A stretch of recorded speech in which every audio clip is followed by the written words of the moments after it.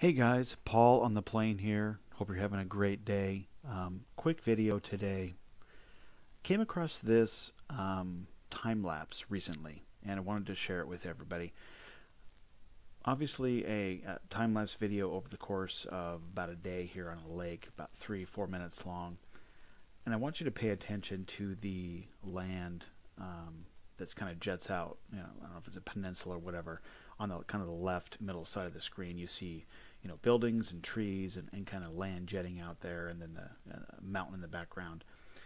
Look as the as the time goes by and the temperature goes up. It's about 9 o'clock here in the morning and approaching 10 o'clock.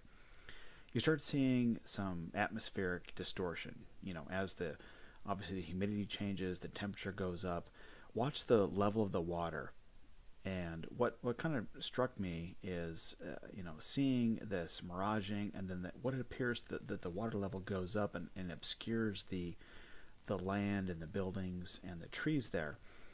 And it gets, as we get closer to, towards noon, it almost like disappears. Is the camera moving up and down? No. This is obviously a static shot, and look at the mountain in the background. You can see that kind of goes up and down as well. So this is pretty evident to me, that the proof here that as the air density changes because of humidity and the water vapor and the temperature and all of these things that are some people call atmospheric blocking, are going to affect the raising and lowering of these objects in the distance. Imagine if we did not have air, if you will, in the way of our view. If we're able to just look at distant objects, we would probably be able to see a lot further.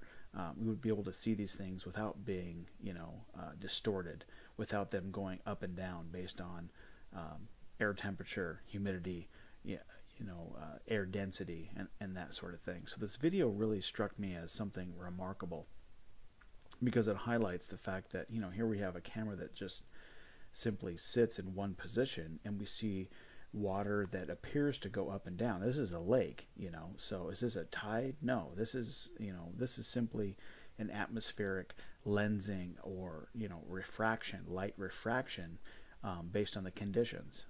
And so this should really highlight for those of you that are out there looking for distant objects, to understand how potentially what you're battling against when it comes to the air conditions that you're looking through.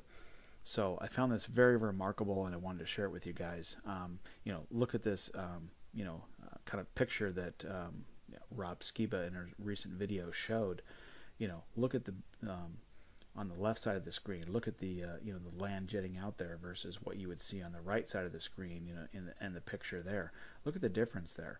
The camera didn't move. This was just very simply different times of day, and the temperature being different, and the air density being different, and the humidity, and all of the things that affect the this atmospheric blocking that we have to look through for long distances. These are things that we need to pay attention to. Imagine if we didn't have to deal with those, with these things. How far could we see? How clear would our vision be? So, let's keep that in mind as we go through these experiments that we're doing, as we go through and look at, these objects from long distances. We've got all of these things that we need to, take into consideration. So, very interesting video. I'll include a link to the video, the original video, here in the description of the video that I'm posting today.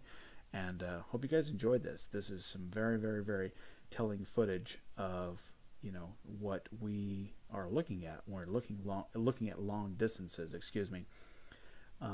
Keep these things in mind. Lensing, refraction, humidity, air density, all of that plays into it's a factor when it comes to when we're looking at long distances. So anyway, hope you guys are doing well. Keep it flat. Thanks again. Like, share, subscribe. Thanks for watching.